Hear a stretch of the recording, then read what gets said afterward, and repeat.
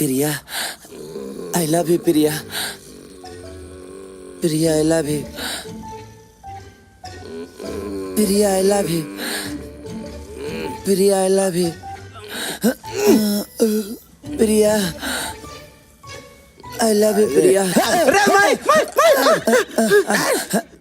तू लोग कब अइला? हमर प्रिया कहाँ बाड़ी? प्रिया गई बाड़ी पागल खाना के डॉक्टर के बोलावे। हनु तरफ प्रेम के पागलपन के दूर करे खातिर। बाप रे बाप, बाल बाल बच गए निसन। तोहरा सपना के चक्कर में हमने के संसार उजड़ गए रही। सॉरी यार, गलती हो गई। हाँ जीजा जी, राउर बेटा अब 100% जवान हो गई बा। ओकर अब जियो के टावर पकड़े लागल। ए चाचा, ई कौन मंत्र पढ़े लगला? अरे प्रेम के बाबूजी तो स्वर्ग सिधार गए बाड़े। अरे ना रे भरुका, जीजा जी अभी कहाँ? पहले क्रिया को केहू से बतेबे ना ते एगो बात बताए। का बात? जीजा जी अभी जिंदा बा। का बात करत रहा? वहाँ के अरे राज की मुखिया बनी।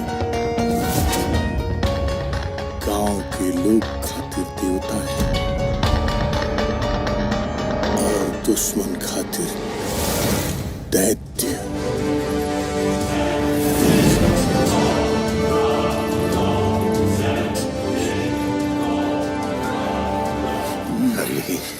हाँ मालिक। ये कुत्ता के हड्डी नहीं के खिलावत का दोबारा जा रहल बा।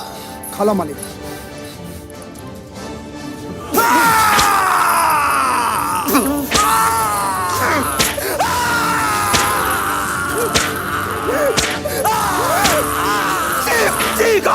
तू जितना चिक पे हमारा दिल के सुकून उतना मिली।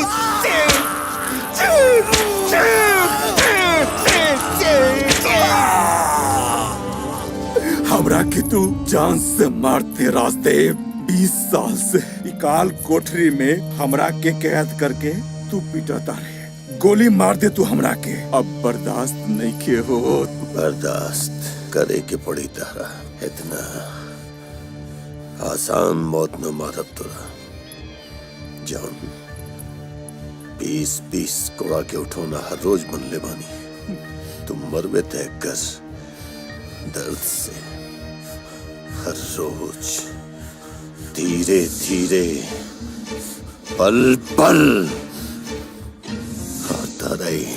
ये दर्द के एहसास तेरा भाई के होके के चाहिए। मुंह का हजले मरद न बनल। कहे कि अगर मरद बनल रहित तो तारा के यहाँ से आजाद करा के ले गल रहित।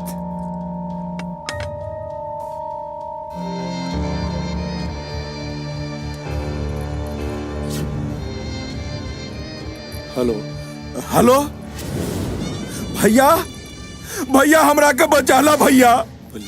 रसदुआ ना हमरा के जिए देता न मर देता। हमरा के बचाला भैया। बल्ली, ई जिंदगी नरक बन गइल बा भैया, हमरा के बचाला। हिम्मत रख भाई। और राजदेव के कब्र का नींव खन के तोरा के निकाल के लेके हम। चुप चुप चुप लोग चुप। राजदेव पहले मरद बन, न तो अपना मेहरारू के पेटीकोट में छुप के दारू पियल कर। अगर बाहर निकले न तू खाली तारा शरीर के एक एक छेद बंद कर दे। राजदेव